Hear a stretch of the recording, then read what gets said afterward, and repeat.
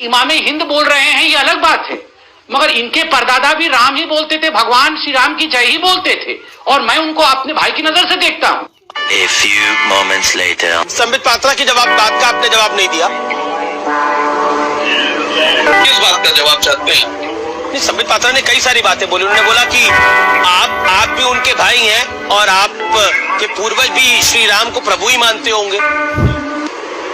हाँ बिल्कुल मेरे भाई हैं, इनका नाम था मोहम्मद अली, ये गलती से संबित पात्रा हो गए।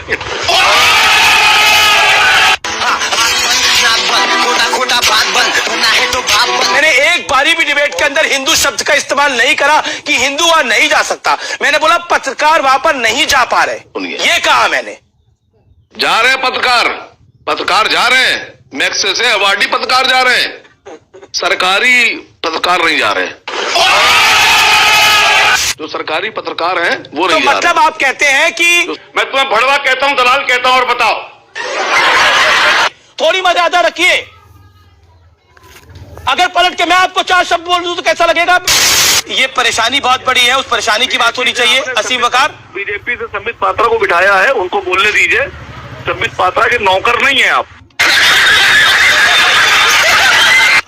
मर्यादित बात करिए। आप मर्यादित बात करिए। कौन किसका नौकर है मुझे नहीं पता। रमेश भाई मैं आ सकता हूँ। खटपट आप बोलते होंगे और बोल रहे हैं खटपट।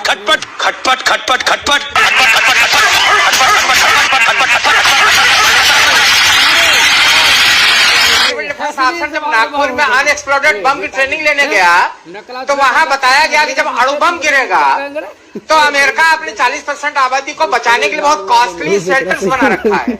हमने प्रश्न पूछा भारत कैसे बचेगा, तो उन्होंने उत्तर दिया कि आप खाई खोदिए, ऊपर बल्लियां रखिए, पत्ते रखिए और गाय का गोबर 1.5 फीट ऊपर लेयर लगा दीजिए तो आप रेडिएशन से बच जाएंगे। एटॉमिक अटैक से बचना है तो गाय का गोबर। तो ये मुझे वैज्ञानिकों ने बताया कि हमने कहा हम कैसे बाहर है, उनका शरीर पर मल लीजिए गोबर आप, तो आप एटॉमिक रेडिएशन से बच सकते हैं।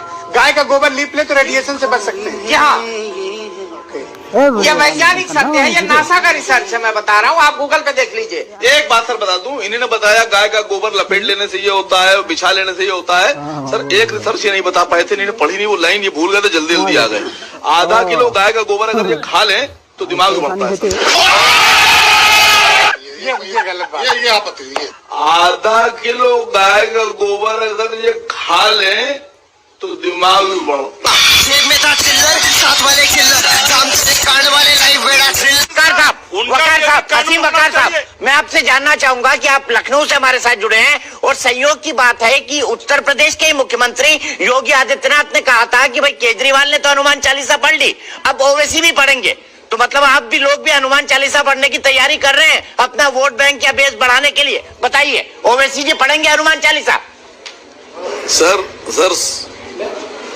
16 मिनट से सुन रहा था, बहुत शुक्रिया आपका कि आपने मुझे बुलाया और मैं आपके चैनल पर बैठकर। सर योगी जी ने ये बात कही थी चुनाव में जी कि अरविंद केजरीवाल ने तो पढ़ लिया, अब ओवैसी साहब पढ़ेंगे। सर 2014 के चुनाव से पहले भारत सरकार ने वादा किया था कि 2 करोड़ नौकरियां देंगे हर साल, 15 लाख रुपए हर व्यक्ति को देंगे जो भारत के नागरिक हैं, पेट्रोल 35 रुपए में बेचेंगे। ये उन्होंने कहा था सर, मैं नहीं कह रहा हूँ। कहाँ वादा था सर? उन्होंने कहा था कि जो नमक मिर्ची लगा दिए थोड़ा, खालिद भाई थोड़ी नमक मिर्ची लगा दी आपने। असीम भाई थोड़ी नमक मिर्ची लगा दी आपने। चलेगा इतना चलेगा, ओवैसी जी की पार्टी से इतना चलेगा, कोई दिक्कत नहीं। सर मुझे बोलने दीजिए। बोलो सर, मुझे बोलने दीजिए। बोले सर, मुझे बोलने दीजिए। मैं आपके चैनल पर गुजारिश कर रहा हूँ और मैं आपसे निवेदन कर रहा हूँ, दीपक चौरसिया जी, मेरी बात प्रधानमंत्री, गृह मंत्री और योगी जी तक पहुँचाइएगा। सर देश तक पहुँच रही है, मैं ट्वीट भी कर दूंगा आपकी बात। असीम वकार जी, प्रधानमंत्री को टैग करके ट्वीट भी कर दूंगा। बोलिए आप। सुनिए बोलने दीजिए। वो झूठी साची सब। हाँ सुनिए 5 साल में 10 करोड़ नौकरियां हुई, आप दे दीजिए। 5 साल में आप देश की आधी आबादी को 15-15 लाख रुपए दे दीजिए। आप 30 रुपए में पेट्रोल बेच रहे हो, 35 रुपए में बेच दीजिए। आपने 300 सिलेंडर की बात की थी, आप 350 में दे दीजिए। मैं वादा कर रहा हूं, मैं हनुमान चालीसा पढ़ दूंगा। समझ में आया क्या? मगज में आया? नहीं, ओवैसी साहब का प्रॉमिस करिए। बता दूं आपसे, ओवैसी साहब का प्रॉमिस करिए, ओवैसी साहब पढ़ेंगे हनुमान चालीसा। योगी जी से कहिएगा, आसिम भाई ओवेसी सुनिए साहब सुनिए पढ़ेंगे सर, नहीं। ये अगर आप कहीं थी जगह जाकर कि आसिम वकार ने कहा है, सुनिए सर, आप बोलते बहुत है, रिक्वेस्ट सर, आप सुना कीजिए थोड़ा सा तो अकल बढ़ेगी। अच्छा, अगर ये बातें जो मैंने कही है ये मोदी जी सर, आपके साथ आपको मैं 24 घंटे लगातार सुन सकता हूं, अगर अकल बढ़ जाए तो। कुरान पढ़ना पड़े और ये सब देना पड़े तो मैं समझता हूं कि योगी जी कुरान पढ़ना पसंद करेंगे, कुरान की आयतें पढ़ना पसंद करेंगे, लेकिन नौकरी देना पसंद नहीं करेंगे। अरे बाप रे, ये तो धोती खोल रहा है। अरे मोदी ने आपके गले में कुत्ते का पट्टा बांध दिया है, मोदी ने आपके गले में कुत्ते का पट्टा बांध दिया, आप उसकी दुम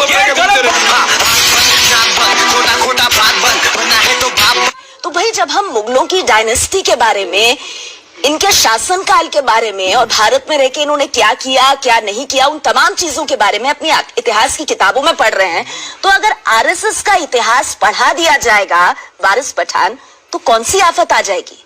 आरएसएस वो संगठन है जिसने देश की आजादी की लड़ाई में कोई हिस्सा नहीं लिया।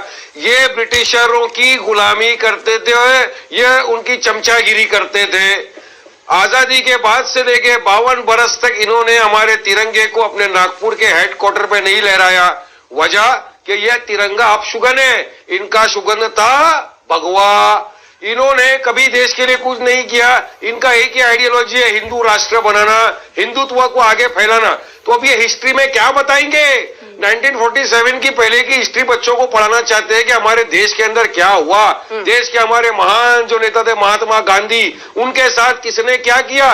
नथुराम गोडसे जो देश का सबसे बड़ा आतंकवादी है, उसने हमारे वारिस पठान मतलब अगर ये आरएसएस वाले डर इस बात का है कि आरएस वाले इनको सिखाएंगे देश के किस तरह टुकड़े करना रिलीजन की बुनियाद के ऊपर, किस तरह से भगवा को आगे लाना, किस तरह से गौ रक्षकों को मॉब लिंचिंग सिखाना, किस तरह से देश के संविधान को नहीं मानना, किस तरह से गोलकर की जो आइडियोलॉजी थी उसको इम्प्लीमेंट करना, ये सिखाया जाएगा जो हमारे देश की डेमोक्रेसी के लिए खराब है।